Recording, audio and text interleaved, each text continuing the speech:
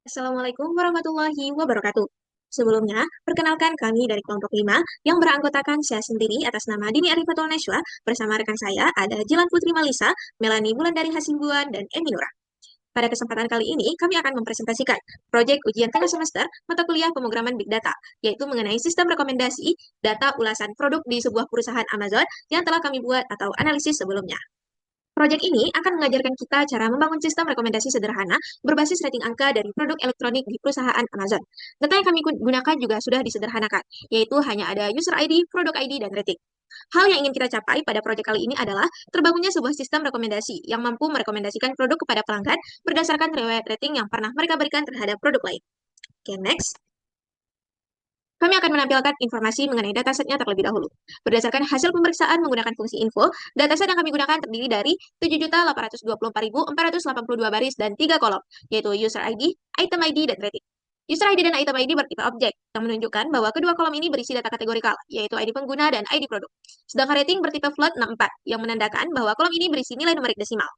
Tidak ditemukannya nilai kosong atau missing value pada ketiga kolom atau variabel tersebut. Oke, next. Pada tahap awal eksplorasi data, kami akan melakukan peninjauan terlebih dahulu terhadap 5 baris pertama dari dataset dengan menggunakan fungsi head.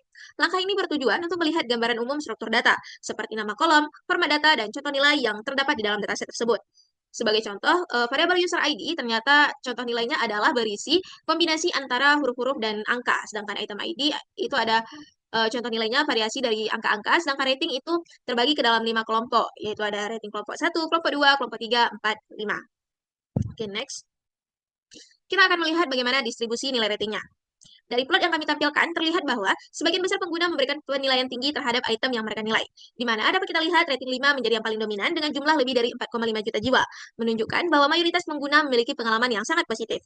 Rating 4 juga cukup tinggi, sekitar 1,5 juta, sehingga jika digabungkan, keduanya mencerminkan bahwa layanan atau produk dari perusahaan Amazon ini umumnya diterima dengan sangat baik di kalangan pengguna.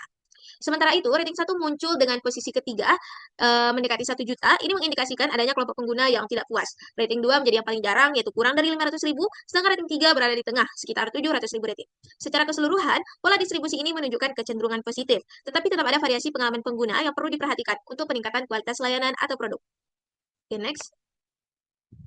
Langkah selanjutnya yaitu pengurangan ukuran dataset atau data filtering. Kita tahu bahwa dataset asli memiliki 7.824.482 entry atau baris, sehingga sangat tidak praktis untuk membangun model rekomendasi secara langsung karena keterbatasan komputasi. Selain itu, banyak pengguna hanya memberikan sedikit rating dan ada produk yang hanya dinilai oleh sedikit pengguna. Hal ini dapat mempengaruhi akurasi model karena data terlalu jarang. Untuk mengatasi hal ini, dilakukan penyaringan dataset berdasarkan asumsi logis. Yang pertama, hanya akan ada pengguna yang memberikan minimal 50 rating yang akan dipertimbangkan, dan hanya akan ada produk yang memiliki minimal 5 rating yang akan dimasukkan. Dan setelah menerapkan kriteria penyaringan tersebut, dataset kini menyusut menjadi 65.290 baris dan 3 kolom. Hal ini menunjukkan bahwa dataset yang sangat besar awalnya telah disederhanakan menjadi lebih manageable, sehingga lebih efisien untuk membangun model rekomendasi tanpa kehilangan pola rating yang penting. Oke, next. Selanjutnya, kita akan mengetahui jumlah pengguna dan produk yang unik.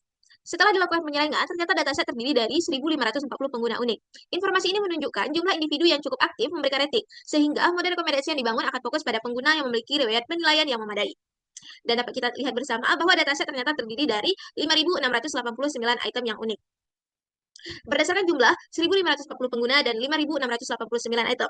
Jadi secara teoritis terdapat kemungkinan 1.540 dikali 5.689, yaitu 8.761.060 rating. Namun, dataset kini hanya memiliki 65.290 rating, yang artinya tidak setiap pengguna memberikan penilaian untuk setiap itemnya. Oke, next. Selanjutnya kita akan melihat interaksi ganda oleh pengguna, yaitu kita akan memeriksa apakah ada pengguna yang memberikan rating lebih dari sekali pada produk yang sama. Dan berdasarkan pengecekan interaksi ganda yang telah dilakukan, tidak ditemukan adanya duplikasi. Artinya, setiap pengguna hanya memberikan satu rating untuk setiap item, sehingga tidak ada interaksi berulang antara pasangan pengguna dan produk. Hal ini memastikan bahwa dataset sudah siap untuk digunakan dalam pembangunan model rekomendasi berbasis rating.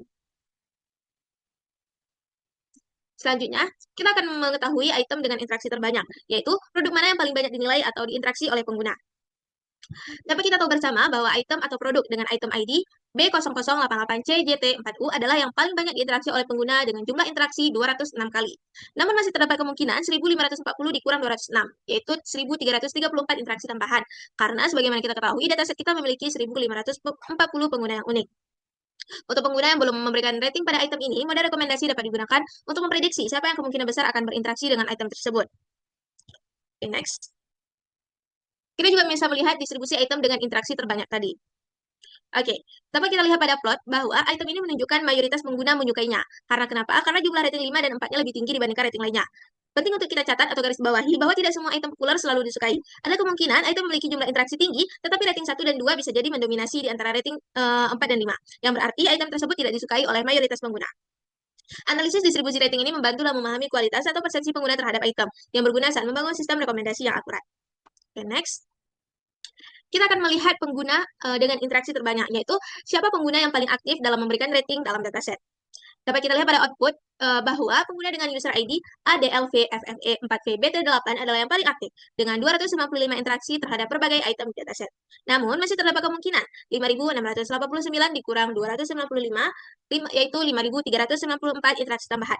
Karena dataset kita memiliki 5.689 item unik. Untuk item yang belum diinteraksi oleh pengguna ini, model rekomendasi dapat digunakan untuk memprediksi item mana yang kemungkinan besar akan diminati oleh pengguna nantinya. Okay, next. Selanjutnya, kita akan melihat distribusi interaksi antara pengguna dan item. Tahapan ini bertujuan untuk memahami sebaran interaksi antara pengguna dan item di dalam dataset. Dapat kita lihat bersama pada plot yang telah kami tampilkan, bahwa sebagian besar pengguna ringan atau light users memiliki interaksi relatif rendah, sekitar 25-35 interaksi, yang merupakan modus dari distribusi.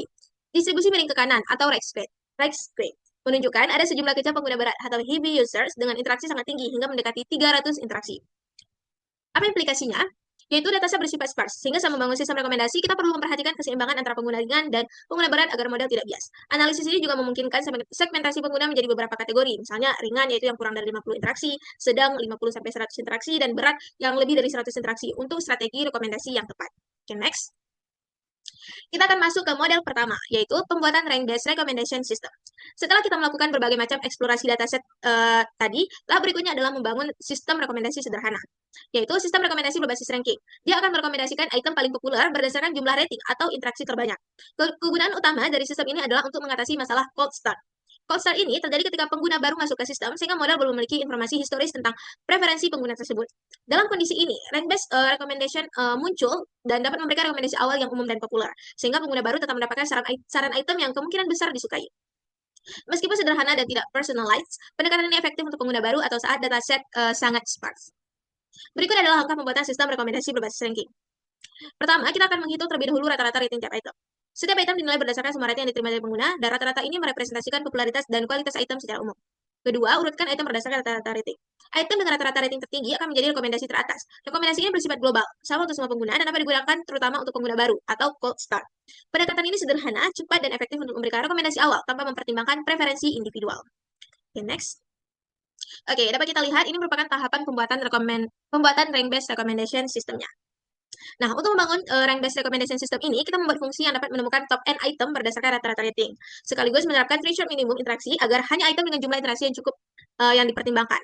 Pendekatan ini memastikan rekomendasi berisi item atau produk yang populer dan representatif, serta dapat digunakan untuk memberikan saran awal kepada pengguna baru atau cold start. Oke, dapat kita lihat bersama bahwa fungsi ini dapat digunakan dengan berbagai nilai N dan threshold minimum interaksi untuk menyelesaikan jumlah item yang direkomendasikan, sehingga memungkinkan kita mendapatkan daftar rekomendasi yang sesuai dengan kebutuhan pengguna atau skenario tertentu. Sebagai contoh nih, kita merekomendasikan 5 item teratas dengan minimal 50 interaksi berdasarkan popularitas dan rata-rata rating. Pendekatan ini memastikan rekomendasi hanya mencakup item yang cukup populer dan representatif bagi pengguna. Nah, berdasarkan perhitungan yang telah dilakukan dan output yang telah ditampilkan, bahwa 5 item yang direkomendasikan adalah B001TH 7GUU, B003ES5ZUU, B0019EHU8G, B006B8U2MU, dan B000QUU FRW. Nah, item-item ini merupakan kandidat yang paling relevan karena telah banyak dinilai dan disukai oleh pengguna lain, sehingga menjadi rekomendasi yang aman dan informatif untuk semua pengguna. Untuk model kedua ini akan dijelaskan oleh rekan saya. Terima kasih. Di sini saya akan menjelaskan tentang model 2, Collaborative Filtering Based Recommendation System. Apa itu Collaborative Filtering atau CF?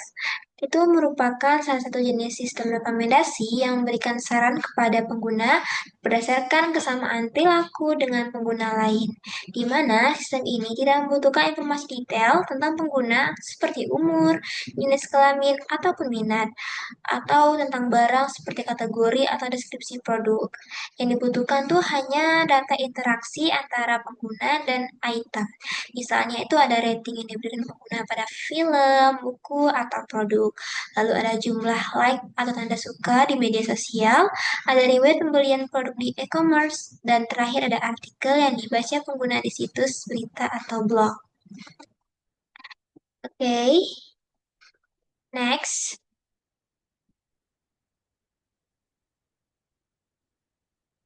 Itu ada jenis kolaboratif filtering.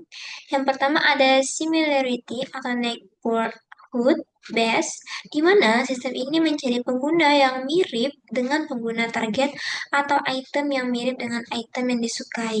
Pengukuran kemiripan bisa menggunakan dua jenis. Yang pertama ada cosine similarity, yaitu mengukur seberapa mirip dua pengguna atau item dari sudut pandang matematika. Yang kedua ada K-nearest neighbors atau KNN, di mana mencari sejumlah pengguna yang paling dekat atau mirip untuk dijadikan acuan rekomendasi. Yang kedua ada model based, di mana sistem membangun model prediksi dari data, misalnya menggunakan machine learning seperti matrix factorization atau deep learning. Lebih cocok juga untuk database besar dan kompleks. Oke, next, yaitu membuat dataset menjadi data surprise. Yang pertama, di sini dapat dilihat bahwa sintang yang pertama adalah reader sama dengan reader dalam kurun rating underscore scale sama dengan 0,5. Di mana baris ini membuat objek reader dari library surprise yang berfungsi untuk memberitahu library bagaimana struktur data rating, khususnya tentang rentang nilai rating yang digunakan, yaitu 0,5. Artinya nilai rating berada antara 0 hingga 5. Baris selanjutnya ada data sama dengan dataset titik load underscore from underscore df dalam kurung df user ID item ID rating reader. Nah, baris ini mengubah data pandas data frame dalam kurung df menjadi dataset khusus yang bisa dipahami oleh library surprise. Dataset titik load atau underscore from underscore df itu adalah fungsi untuk membaca data frame dan mengubahnya ke dalam bentuk yang bisa digunakan untuk pelatihan model. Lalu yang dalam kurung siku df user ID item ID rating itu menunjukkan bahwa hanya memakai tiga kolom penting. Yang pertama user ID atau ID pengguna, yang kedua item ID atau ID barang atau film atau produk, yang ketiga ada rating nilai penilaian dari pengguna terhadap item. Reader digunakan agar fungsi tahu skala rating yang diizinkan, seperti dari langkah pertama tadi. Lalu baris selanjutnya ada train set, test set sama dengan train underscore test underscore split dalam kurung data, test underscore size yaitu 0,7, random underscore state sama dengan 42, di mana baris ini membagi data menjadi dua bagian. Yang pertama train set atau data latih, lalu kedua ada test set atau data uji. Data latih sendiri itu digunakan untuk melatih model atau mencari pola. Kemudian data uji sendiri digunakan untuk menguji seberapa akurat model dalam memprediksi rating baru. Nah, parameter yang digunakan di sini itu 0,7, artinya 70% data yang akan digunakan untuk pengujian test set dan sisanya 30% untuk pelatihan atau train set. Random underscore state sama dengan 42 digunakan agar pembagian data selalu sama setiap kali kode dijalankan, biar hasilnya konsisten. Lalu ada pertanyaan yang dari 3.1, berapa RMSE untuk sistem rekomendasi penyaringan kolaboratif berbasis pengguna dasar? Nah, di situ saya mencantumkan sebuah sintak. Di situ dapat dilihat bahwa nilai RMSE sama dengan 1,0552, yang berarti rata-rata kesalahan prediksi model adalah sekitar 1 poin dari rating sebenarnya dalam skala 0 sampai 5.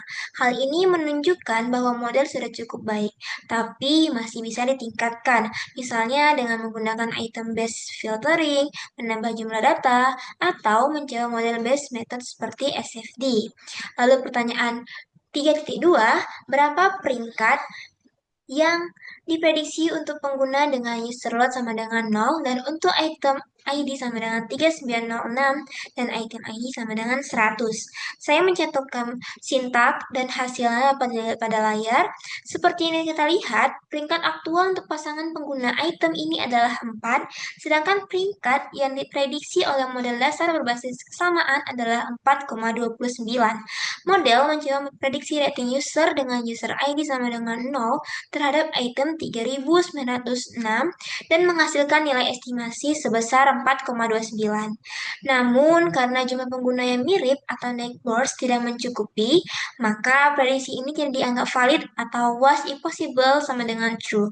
Hasilnya mungkin tidak akurat atau tidak bisa digunakan secara pasti. Lalu, untuk item ID 100, dapat dilihat bahwa pasangan pengguna item tersebut adalah 4.0 yang diperoleh dari model berbasis kesamaan atau similarity based model menggunakan algoritma KNN. Oke. Oke, selanjutnya pertanyaan 3.3. Lakukan penyetelan hiperparameter untuk sistem rekomendasi penyaringan kolaboratif berbasis pengguna dasar dan temukan RMSE untuk sistem rekomendasi penyaringan kolaboratif berbasis pengguna yang disetel. Saya menyentuhkan dua, yang pertama berbasis pengguna dasar, yang kedua itu pengguna yang disetel.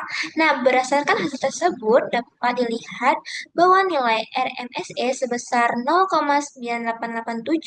Artinya, rata-rata kesalahan prediksi model adalah sekitar 0,99 poin dari rating sebenarnya. Nilai ini lebih rendah dibanding baseline model, yaitu sebesar 1,0552, yang berarti model hasil tanding lebih akurat. Yang kedua, peningkatan performa berhasil dicapai setelah penyesuaian parameter. Selanjutnya, pertanyaan 3.4, berapakah peringkat yang diprediksi untuk pengguna dengan user ID sama dengan 0 dan item ID sama dengan 3906 dan item ID sama dengan 100? Menggunakan penyaringan kolaboratif berbasis pengguna yang disesuaikan. Dapat dilihat pada layar bahwa saya menggunakan sintak similarity algo optimize predict untuk menghitungnya dan didapatkan hasilnya yaitu sebesar 4 untuk model dasarnya, sedangkan model yang dioptimalkan itu sebesar 4,29.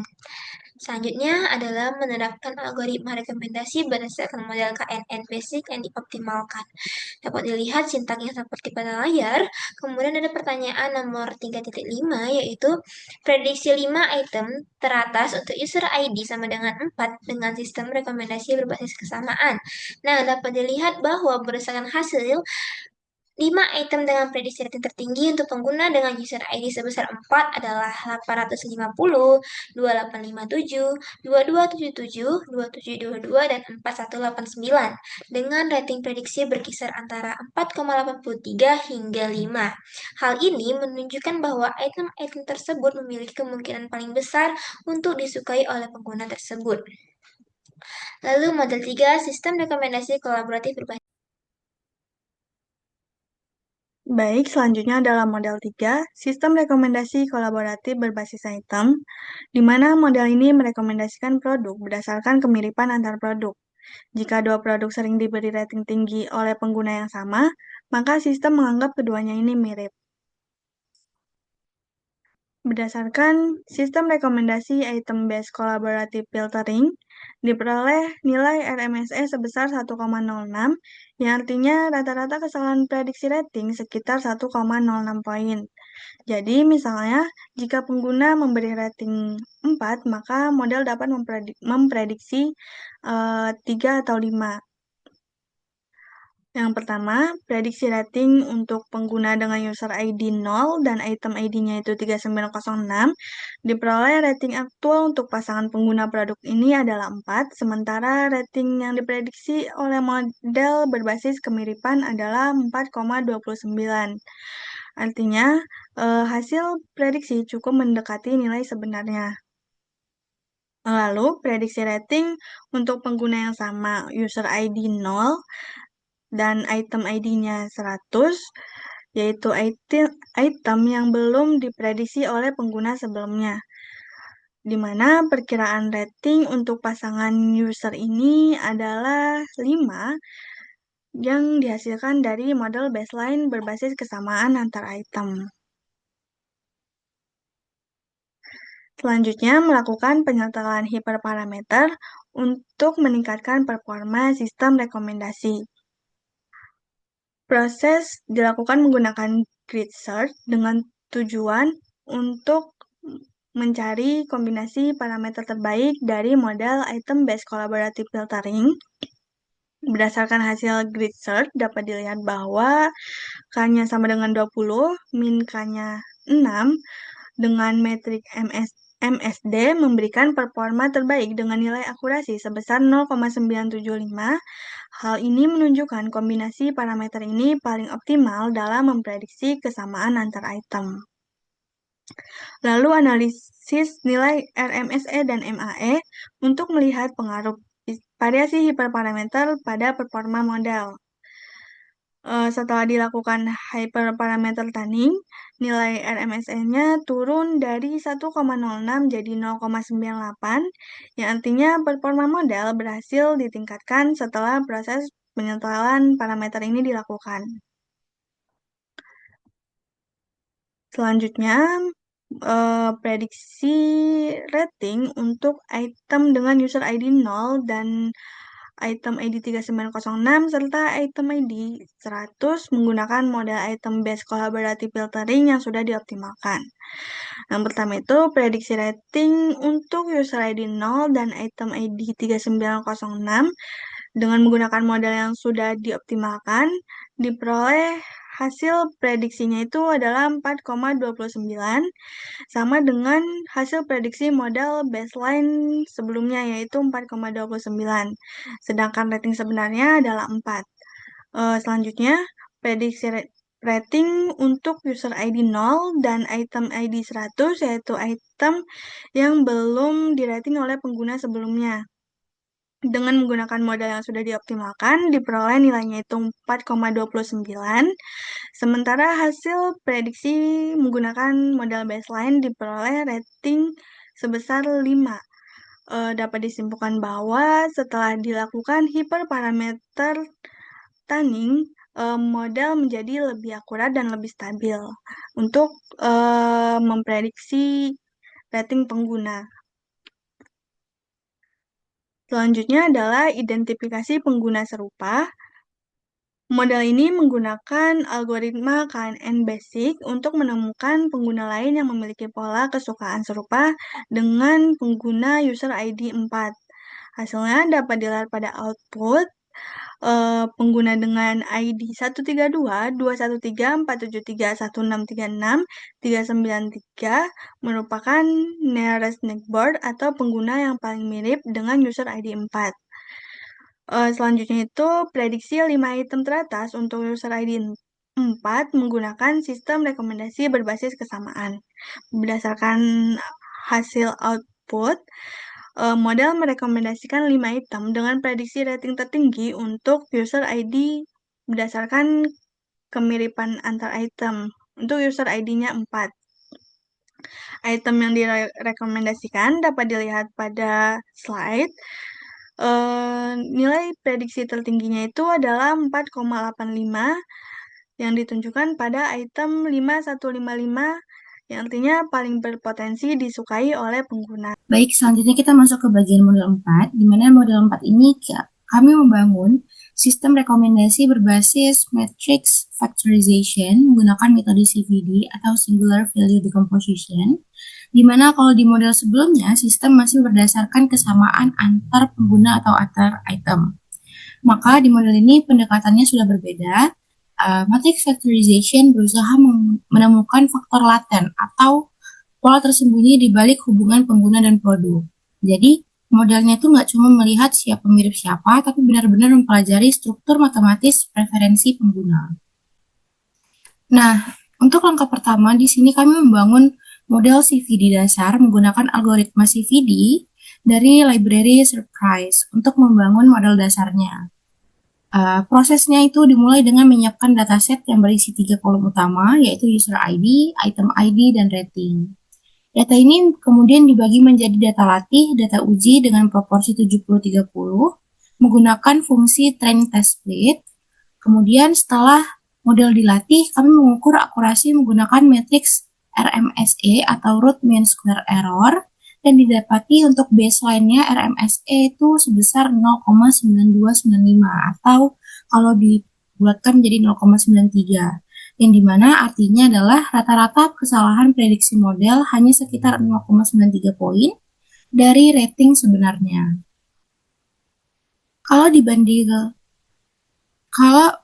dibandingkan dengan model-model sebelumnya, yaitu user base CF-nya itu RMSE sebesar 1,0552, kemudian di item base CF itu RMSE-nya 1,0697, itu dapat disimpulkan CVD ini jauh lebih akurat karena dia mampu menangkap pola hubungan tersembunyi antara pengguna dan produk, bukan cuma berdasarkan kesamaan si ratingnya aja. Kemudian setelah model dibangun, kami uji untuk melihat seberapa baik sih prediksi yang dihasilkan. Sebagai contoh, untuk user ID 0 dan item ID 3906, model memprediksi rating sebesar 4,55, sedangkan rating aktualnya itu 4. Lalu untuk item ID 100, model memprediksi itu 4,59. Ini menunjukkan model sedikit overestimate, tapi tetap dekat dengan nilai hasil aslinya, yang artinya model sudah memahami preferensi pengguna dengan cukup baik. Kemudian langkah ketiga yaitu hyperparameter tuning, itu menggunakan grid search CV untuk mencari kombinasi parameter terbaik agar hasil prediksi makin akurat. Parameter yang kami optimasi antara lain yaitu NEPOCH untuk jumlah iterasi pelatihan, kemudian ada LRO itu learning rate, dan REGO itu regulasi untuk mencegah overfitting. Jadi hasil tuning diperoleh kombinasi terbaik yaitu jika NEPOCH-nya itu 20, kemudian LRO-nya itu 0,01 dan REGO-nya itu 0,4. Ini setelah dilakukan tuning, didapati bahwa RMSE pada data latih turun menjadi 0,8998 dan pada data uji menjadi 0,9237. Walaupun penurunannya kecil, hasil ini menunjukkan peningkatan akurasi dan kestabilan model. Kemudian lanjut ke langkah keempat. Dengan model yang sudah dioptimalkan, kami melakukan prediksi ulang pada pengguna yang sama. Hasilnya, untuk user ID 0 dan item ID 3906, prediksi ratingnya itu 4,8. Untuk item ID 100, hasilnya itu 4,63, sementara rating aktualnya itu tetap 4. Jadi bisa dilihat model makin yakin bahwa pengguna ini memang cenderung menyukai produk tersebut. Ini menunjukkan peningkatan keakuratan dan konsistensi setelah dilakukan tuning.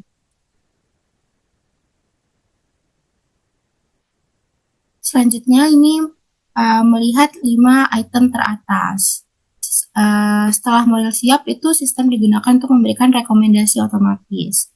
Untuk contoh pengguna dengan user ID 4, model CVD menghasilkan 5 rekomendasi item dengan rating prediksi tertinggi berkisar antara 4,83 sampai 5. Itu yang artinya model menilai bahwa kelima item itu memiliki kemungkinan paling besar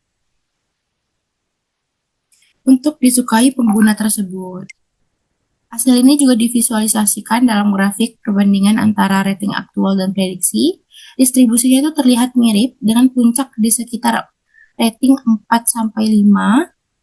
Kemudian perbedaannya itu hanya pada sebaran rating prediksi. Rating prediksi cenderung lebih sempit atau moderate, sedangkan rating aktualnya itu sedikit lebih bervariasi, lebih lebar antara 2-5. Jadi kesimpulannya, model CVD sudah mampu menangkap pola preferensi pengguna secara umum, meski masih agak konservatif dalam memprediksi nilai ekstrim.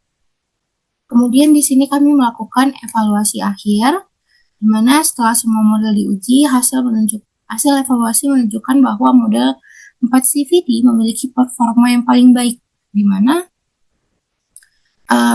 pada model user base CF tadi, didapati RMSE baseline itu 1,0552 dan setelah tuning itu 0,9887. Kemudian untuk item base CF, RMSE baseline-nya itu sebesar 1,0697 dan RMSE setelah tanning itu 0,9896. Sedangkan pada CVD, matrix factorization pada model terakhir ini, didapati bahwa RMSE baseline-nya itu sebesar 0,9295, kemudian RMSE setelah tanning itu 0,9237. Selain RMSE, metric precision dan recall-nya juga stabil pada K5 dan K10. Model CVD itu menunjukkan keseimbangan terbaik antara rekomendasi yang akurat dan relevan. Untuk question 71 dan 72 sudah saya jelaskan pada sebelumnya, sudah saya rangkum. Dan untuk kesimpulan pada studi kasus ini, kami melihat 3 cara berbeda dalam membangun sistem rekomendasi. Yang pertama itu berbasis peringkat menggunakan rata-rata, penyaringan kolaboratif berbasis kesamaan, kemudian penyaringan kolaboratif berbasis model atau faktorisasi matriks. Dan kami juga melihat kelebihan dan kekurangan sistem rekomendasi ini dan kapan sebaiknya menggunakan jenis sistem rekomendasi yang mana. Setelah membangun sistem rekomendasi ini, kami dapat menggunakan pengujian A atau B untuk mengukur efektivitasnya. Kemudian dapat disimpulkan juga bahwa model CVD berbasis matrix factorization memberikan hasil terbaik dibandingkan semua model sebelumnya. Kemudian pendekatan ini unggul karena bisa mengatasi masalah sparsity dan menemukan pola preferensi laten pengguna. Dan yang terakhir itu setelah tanning, model makin akurat dan menghasilkan rekomendasi yang lebih personal. Dengan kata lain, model ini menjadi fondasi utama untuk sistem rekomendasi yang bersifat personalisasi tingkat lanjut, seperti yang digunakan di platform besar seperti Amazon atau Netflix. Jadi, secara keseluruhan, model 4 ini menunjukkan bagaimana pendekatan berbasis matrix factorization bisa menangkap preferensi pengguna dengan lebih canggih. Dan itulah mengapa model ini menjadi yang paling akurat di antara semua pendekatan yang kami bangun. Mungkin itu aja yang dapat disampaikan pada presentasi ini. Kami dari kelompok 5, mengucapkan terima kasih. Kemudian mohon maaf jika ada kesalahan yang tidak kami sadari. Saya tutup. Assalamualaikum warahmatullahi wabarakatuh.